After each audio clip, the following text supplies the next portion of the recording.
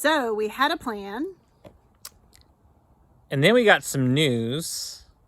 And now we have a new plan. The slide, it says that y'all are having problems getting the slide to go, to come out and go in, and that y'all need to go in and out to get it to finally come in. And the text said that the floor is soft and the rollers are making dents in the underside of the floor, which is causing your slide to come in slow. Okay. And actually your slide floor needs to be replaced. So that is not a 1 or 2 day job. Okay. If they approve, if Ricky approves to have your slide floor replaced, we have to order the flooring, the slide floor, everything that you walk on and you're on your slide floor. So that could take, depending if it's in stock or not, once Grand Design does open, it could take 4 to 6 weeks to get that slide floor in. So we dropped our rig off December 10th with the plan to go pick it up and be on the road January 4th. So obviously now we've got to have new plans because that ain't happening. So it looks more like mid-February before we'll be getting our rig back and hopefully being on the road. So right now we're about to drive 2 hours away to get some stuff that we need out of our rig.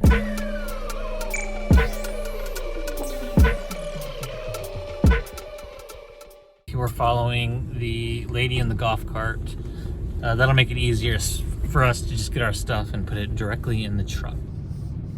Why are there stickers on there?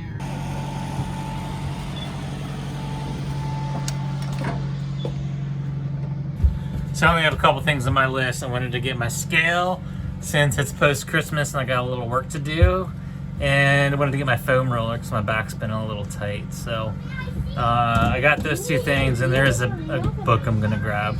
That's pretty much it. I think Jen had the more important things on her list that she needed to get. So that's why we drove 2 hours to get here to get stuff. Your purse? Peppa. Gotta get that Peppa in there. All right, Ben, can you show us the important stuff that you needed to get out of the rig?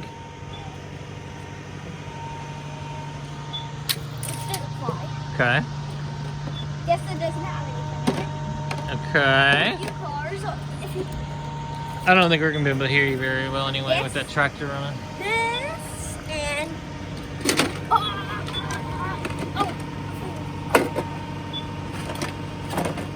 Lamborghini. What you bringing, Haley? This doll. Big old dollhouse. Yeah, maybe we can leave that at Pop-Pop's afterwards. I was just thinking. I think that'd be a good idea. It's a little big for the rig. Alright, let's go, guys. The kids' room was super messy to begin with, super crowded to begin with. Now add all the new stuff they got for Christmas. We definitely need to do a little bit of cleanup in there. All right, so now that we got all of our stuff out of the rig, we are stuck in Gulf Shores, Alabama, where it was 70 degrees and sunny today. So there's not too much to complain about. It is unfortunate that we aren't able to do what we planned, but we're making the best of it. We're enjoying our time here in Gulf Shores. So I want to be helpful, and we want to be helpful in these videos. So we want to talk a little bit about how it came to be that our rig got messed up to the point where we have to have it in the shop for a good month and a half. And it's not really necessarily even that it got so messed up. It's just that it takes a while, and we're going to talk about that now. But first of all, I'm going to let Jen give you the backstory in terms of how we kind of got to where we are. So I'm going to take you way back from when we first got the rig. So we bought a 2020 Grand Design Reflection, brand new. And with the thought of it that we don't know much about RVs and we don't want to buy used, what it turns out is that even if you have a new rig, you're going to have problems. So we initially, from the outset, have had problems with our slide. It's our kitchen slide, so it's pretty important. So from the get-go, it hasn't worked properly. We got it fixed once at a local shop here in Gulf Shores. They said it was the motor. We got the motor fixed, and then it worked a little bit better, and then I'd say a few months ago it started being wonky again and having problems. So we're like, it's ultimately not fixed. So the slide is one of our major problems that we're having right now. And that is what's taking the longest. And they say 4 to 6 weeks for parts. We'll talk about that in a minute. So the slide is one thing that's broken. It's been broken really since the outset. So the second thing is our refrigerator, which if you watch us on any regular basis, you've heard about our issues with our refrigerator. The main issue is that it doesn't work on electric or shore power. So we've been running it off propane, and it went out a few times, and then there was a workaround when we were in Moab. So the refrigerator is not working, and it needs a whole new unit. I'm looking at Steve because I want to call it a motherboard, but I think that's a computer. a whole, like it just needs help. So those are our two big issues, and then we had some other things, like little things that we needed to get fixed. So that's what's taking so long. One other thing about the refrigerator that we have had another person work on it. We've had a person in Montana try to fix it, but unfortunately the parts manufacturer sent them the wrong parts. They could have fixed it, but we couldn't wait. We were in Montana, didn't want to wait another 4 weeks to get parts. So we've just been working on that. And so we also, so I'm trying to remember the pattern here. We also took it to a mobile repair tech in Moab. And so we actually took our rig to the person because it was way easier than him coming out, and he charged a lot more for travel. He said it was just, kind of dust from when we had the refrigerator parts in the first place. And that wasn't the case. We got right back to our spot in Moab, boondocking spot, and it didn't work. I'm gonna step in and help out because we both dealt with different aspects of it independently at times.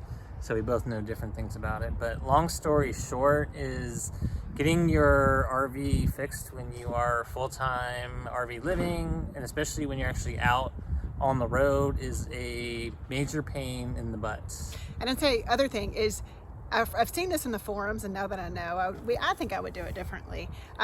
Let suckers like us take the first hit on a new rig, and we'll fix all the issues. And then when we sell it, then you get the benefit. So we've heard like buy used. We decided not to because ultimately we're going to be fixing these major problems, and then we'll be living in it for a while. But that's why they tell you to buy used. Haley's trying to come in and help out too. Let's lift her up.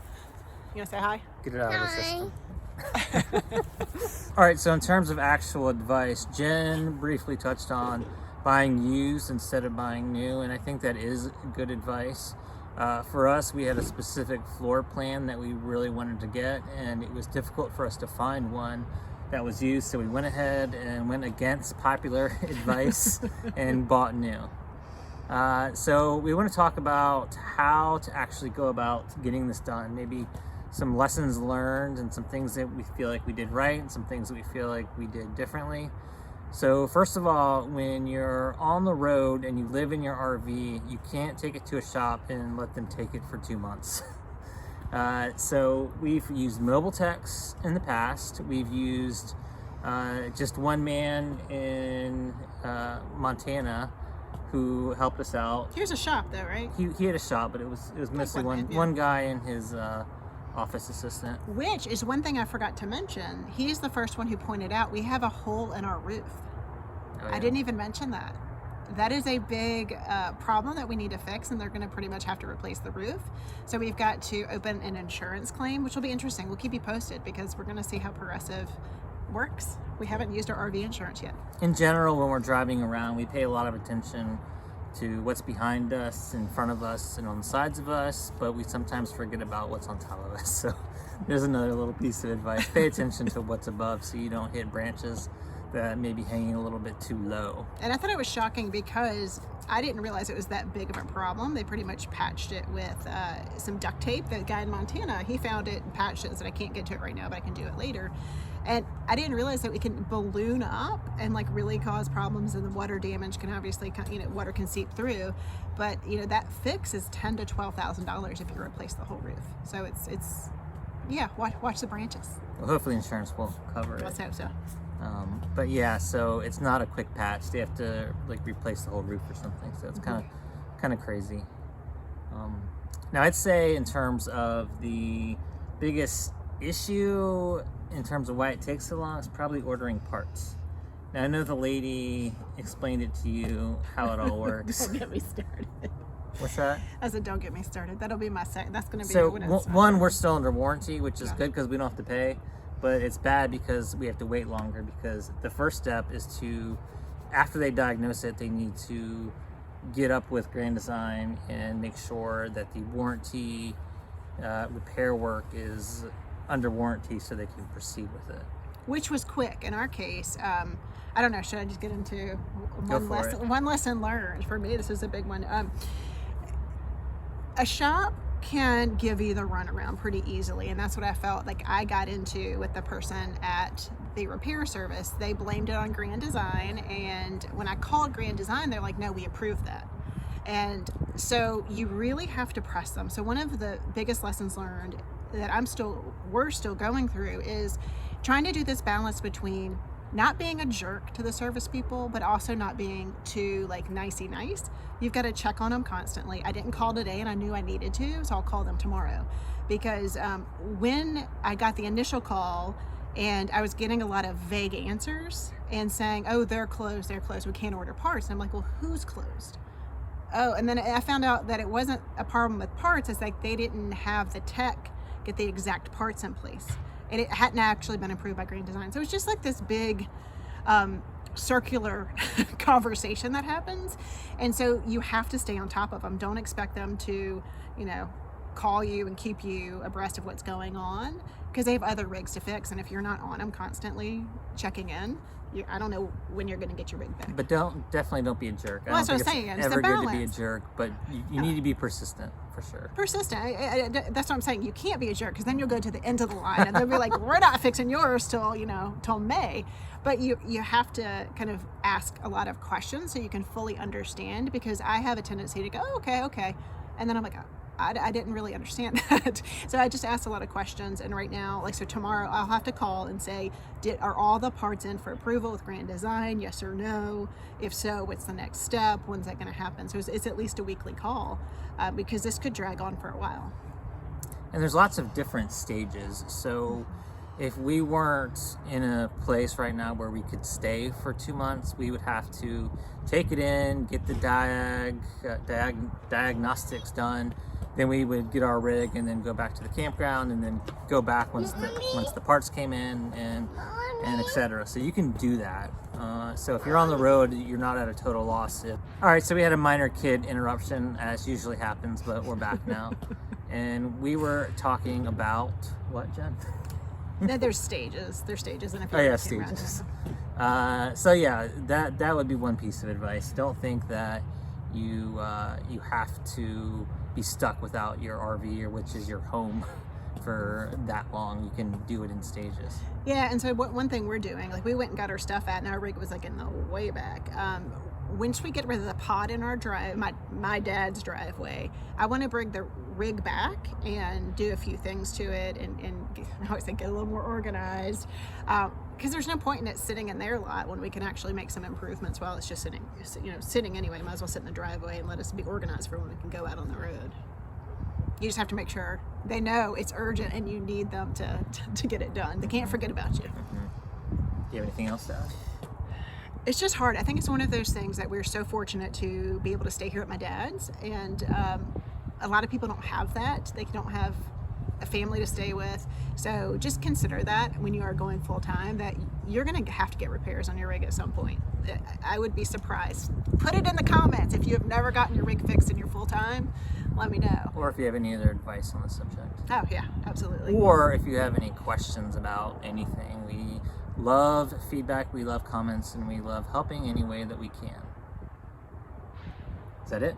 That's it. I think we'll just keep you updated on our service woes, and I think the hardest part too is that we just don't know when we're going to get to go, and we had all these grand plans. I wanted to start planning and get out west again, and so it's just a little bit all right, well, we'll just wait and see. We're in a good situation here, but it's also we really can't make any plans until we know when it's going to be ready, and they don't know when it's going to be ready.